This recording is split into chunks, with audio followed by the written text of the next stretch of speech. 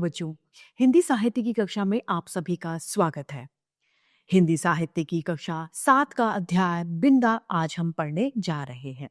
तो हम आपको ये बता दें कि हिंदी साहित्य हमें सिर्फ बोली यानी भाषा नहीं सिखाता, अपितु जीवन जीने की कला और उसके मूल्यों से भी हमें अवगत कराता है। तो आइए इस अध्याय को हम प्रारंभ करते हैं। ये है अध्याय 10 बिंदा। पाठ परिचय के माध्यम से हम जानेंगे कि लेखिका महादेवी वर्मा की बाल सखी बिंदा अपनी परिस्थितियों से समझौता कर वे माता का अत्याचार सहती हुई जीवन की के दिन बिता रही थी। वह बिंदा के जीवन की ऐसी विश्वसता थी जिसने उसके बचपन के सुखद दिन छीन कर उसे नई अम्मा की सेविका बना दिया था। इस पाठ में बिंदा की करुण कहानी पढ़कर हम सामाजिक विषमताओं को दूर करने का संकल्प करें। भीत सी आंखों वाली इस दुर्बल, छोटी और अपने आप ही सिमटी सी बालिका पर दृष्टि डालकर मैंने सामने बैठे सज्जन को उसका भरा हुआ प्रवेश पत्र लौटाते हुए कहा, आपने आयु ठीक नहीं भरी है, ठीक कर दीजिए, नहीं तो पीछे कठिनाइयां होंगी। नहीं तो गत आषाढ़ में 14 वर्ष की हो चुकी। सुनकर मैंने कुछ विस्मित भाव यानी बड़े उत्सुकता के भाव से, अचरज के भाव से अपनी उस भावी विद्यार्थी को अच्छी तरह देखा, जो 9 वर्षीय बच्ची की सरल चंचलता से शून्य थी और 14 वर्ष की किशोरी से सज्जन उत्साह से वो अपरिचित थी, अनजान थी।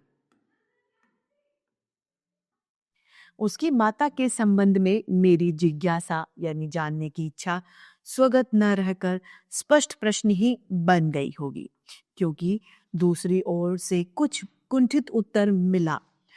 मेरी दूसरी पत्नी है और आप तो जानती ही होंगी, और उनके वाक्य में अनसुधा ही छोड़कर मेरा मन स्मृतियों और चित्रशाला में 2 युगों से अधिक समय की धूल सी नीचे दबे बिंदा या विंध्येश्वरी के धुंधले चित्र पर उंगली रखकर कहने लगा, ज्ञात है, अवश्य ज्ञात है, जरूर पता है। बिंदा मेरी उस उम्र की बाल सखी थी, यानी बचपन की मेरी सहेली थी, जब मैंने जीवन और मृत्यु के अमिट अंतर को नहीं समझा था। अपने नाना और दादी के स्वर्गगमन यानी मृत्यु के बाद में चर्चा सुनकर मैं बहुत गंभीर मुख से, आश्वस्त भाव से घर भर को सूचना दे चुकी थी कि जब मेरा सिर कपड़े रखने की अलमारी को छूने लगेगा, तब मैं निश्चय ही एक बार उनको देखने जाऊंगी। न मेरे इस पुण्य संकल्प यानी मेरे इस वादे को विरोध करने की किसी की इच्छा हुई, और न मैंने एक बार मरकर कभी न लौट सकने का नियम जाना। ऐसी दशा में छोटे छोटे असमर्थ बच्चों को छोड़कर मर जाने वाली माँ की कल्पना मेरी बुद्धि में कहाँ ठहरती। मेरा संसार का अनुभव भी बहुत संक्षिप्त सा था, यानी बहुत छोटा सा अनुभव था। अज्ञान अवस्था यानी जब हम अनजान होते हैं, जब हमें ज्ञान नहीं होता, समझ नहीं होता, से मेरे साथ देने वाली सफ़ेद कुतिया सीढ़ियों के नीचे वाली अंधेरी कोठरी में आंखें मूंदे पड़े रहने वाले बच्चों की इतनी सतर्क, यानी जब कुत्ते के बच्चे होते हैं तो उसकी माँ उनको बहुत ध्यान रखती है और बहुत केयर करती है, सतर्क पहरेदार हो उठती थी कि उसका गुर्राना मेरी सारी ममता भरी मैत्री पर पानी फेर देता था। भूरी पूसी भी यानी बिल्ली भी अपने चूहे जैसे निसहाय बच्चों को तीखे पैने दांत से ऐसी कोमलता से भरकर कभी लाती कभी ले जाती थी। उनको कहीं दांत नहीं लगता था और नहीं उन्हें कहीं चोट लगती थी। बिल्ली भी अपने बच्चों का इतना ध्यान रखती थी। ऊपर की छत के कोने पर कबूतरों का और बड़ी तस्वीरों के पीछे गौरैया का जो भी घोंसला था, उसमें खुली हुई छोटी छोटी चोंचों और उनमें सावधानी से भरे जाने वाले दाने और कीड़े मकोड़ों को भी मैं अनेक बार देख चुकी थी। यानी माँ अपने बच्चों का कितने अच्छे से ख्याल रखती है, वो लेखिका का अनुभव था। बछुआ को हटाते समय भी रंभा रंभा कर घर भर को वह दुखद समाचार सुनाने वाली अपनी श्यामा गाय की व्याकुलता भी मुझसे छुपी नहीं थी। एक बच्चे को कंधे से चिपकाए और एक की उंगली पकड़े हुए जो भिखारिन दरवाजे दरवाजे पर फिरती थी, वह भी तो बच्चों के लिए ही कुछ मांगती रहती थी।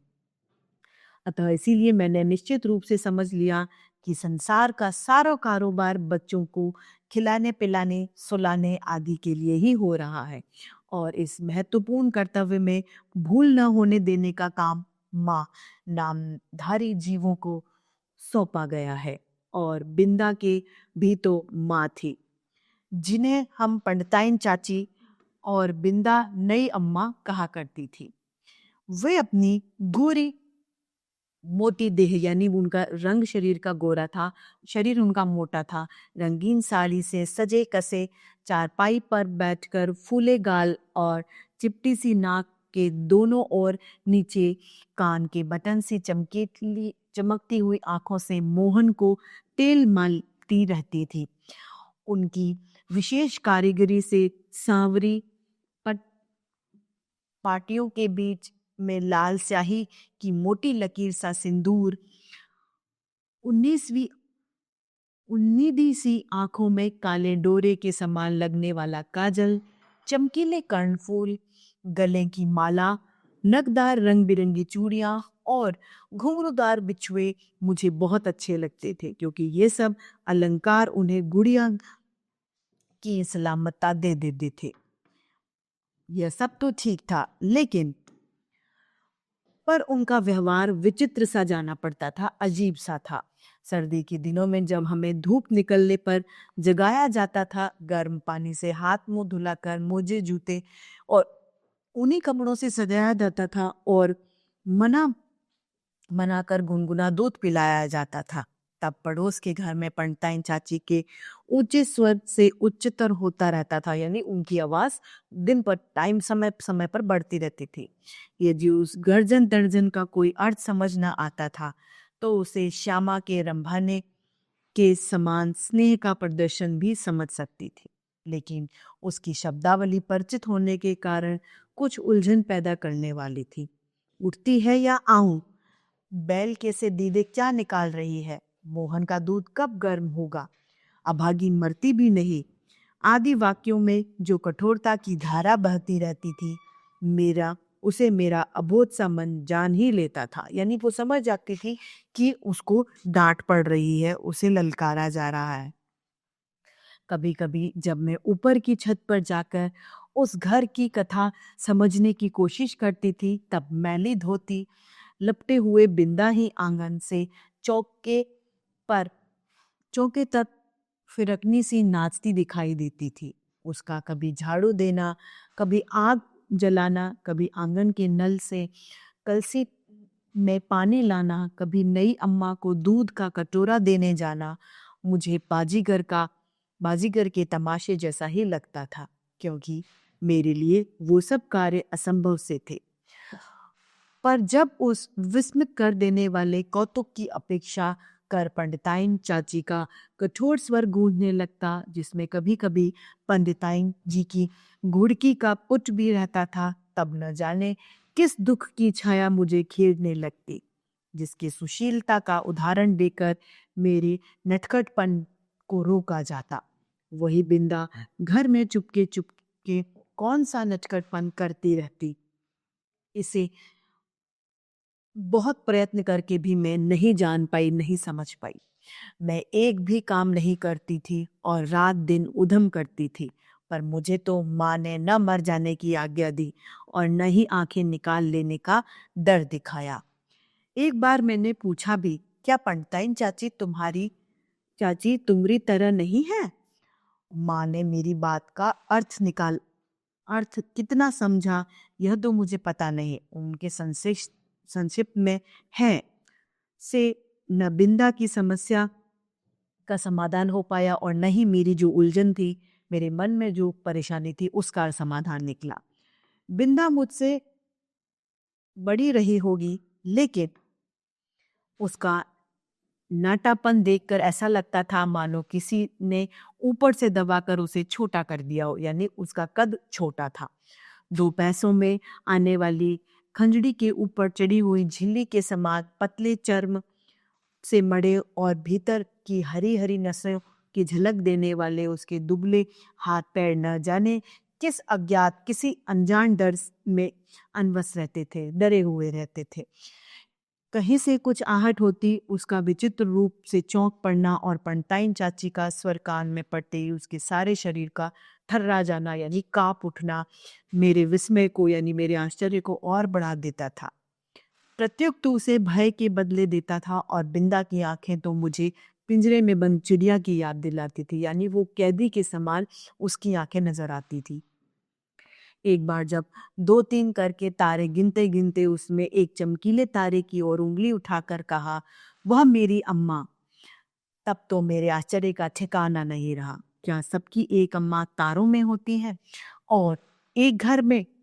पूछने पर बिंदा ने अपने ज्ञात कोष में से कुछ कण मुझे दिए और तब मैंने समझा कि जिस अम्मा को ईश्वर बुला लेता है वह तारा बनकर ऊपर से बच्चों को देखती है, और जो बहुत सज धज से घर में आती है वह बिंदा की नई अम्मा जैसी होती है। मेरी बुद्धि सहज ही पराजय स्वीकार करना नहीं जानती। इसी से मैं सोचकर कहा, तुम नई अम्मा को पुरानी अम्मा क्यों नहीं कहती? फिर वे नई नहीं रहेंगी और नहीं तुम्हें वो डांटेंगी।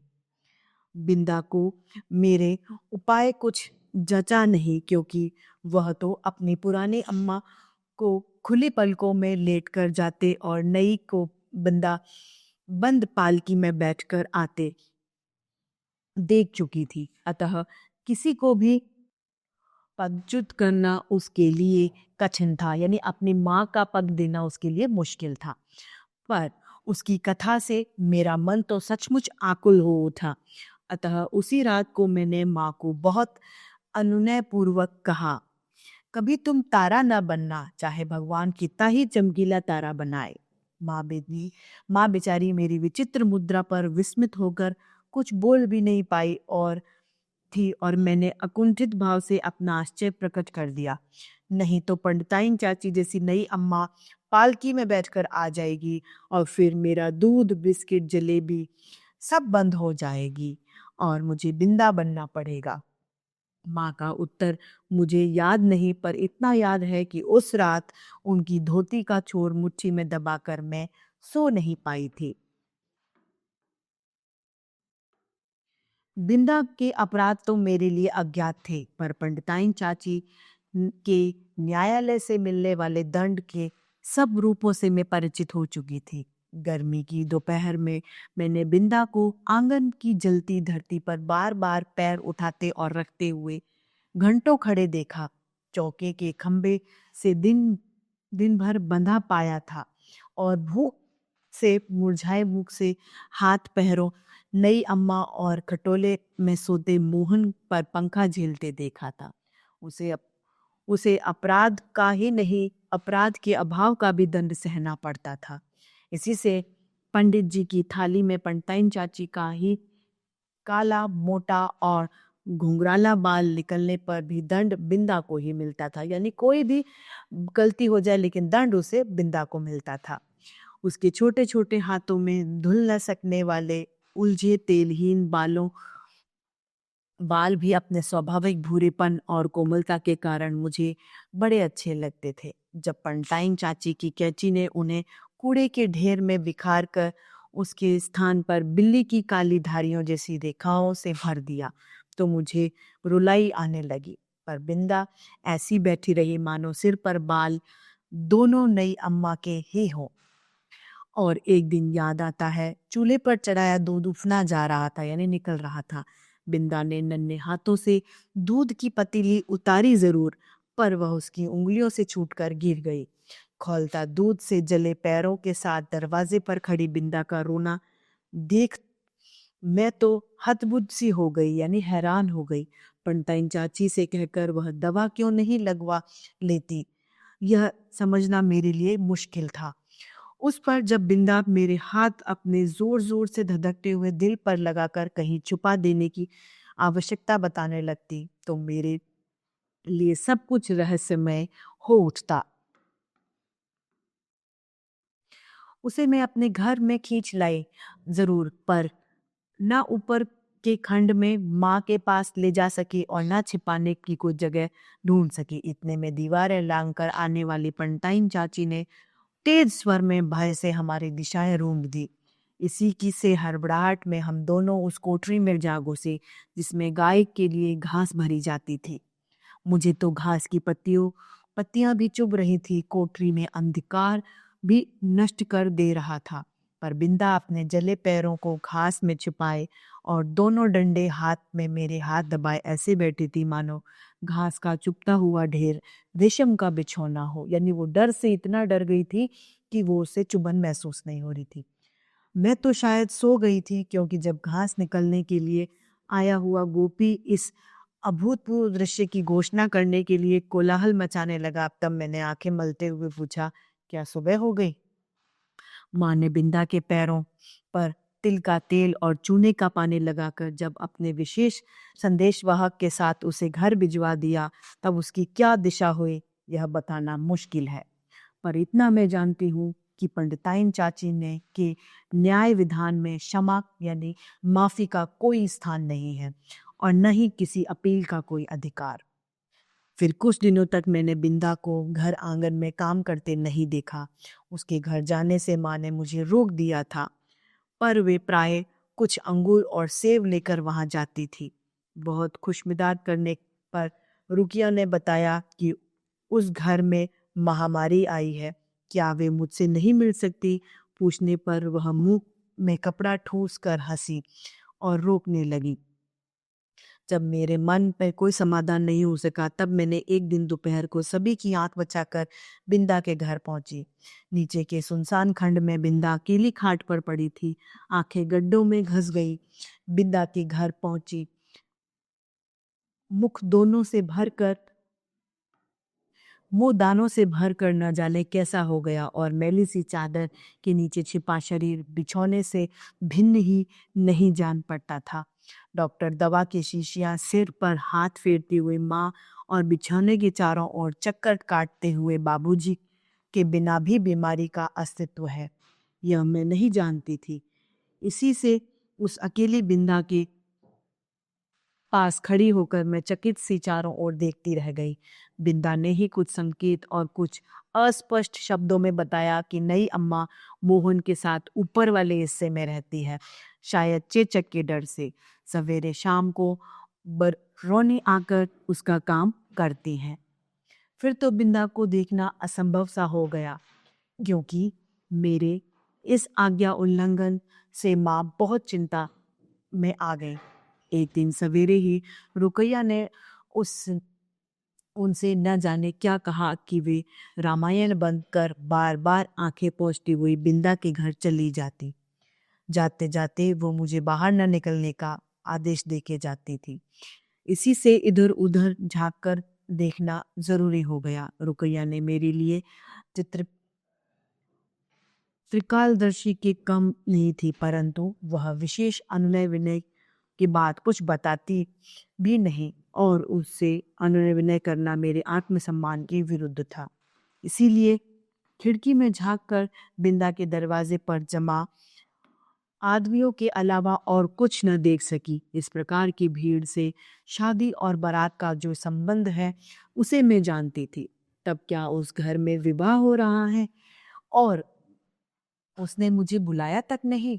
इस अचिंत्य अपराध से महत मेरा मन सब गुड़ियों को साक्षी बनाकर बिंदा से किसी भी शुभ कार्य में न बुलाने की प्रतिज्ञा करने लगा। कई दिनों तक बिंदा के घर झांक झांक कर जब मैंने माँ से उसके ससुराल से लौटने के संबंध में प्रश्न पूछे, तब पता चला वह तो आकाशवासिनी अम्मा के पास चली गई, यानी उसकी मृत्यु हो गई।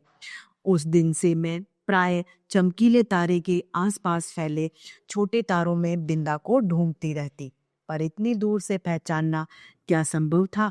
तब से कितना समय बीत चुका, पर बिंदा और उसकी नई अम्मा की कहानी शेष नहीं हुई।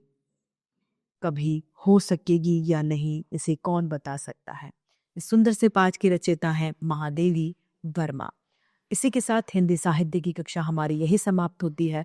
फिर से हिंदी साहित्य के ऐसे रोचक अध्याय लेके आपके समक्ष प्रस्तुत होते रहेंगे। आज के लिए इतना ही। धन्यवाद।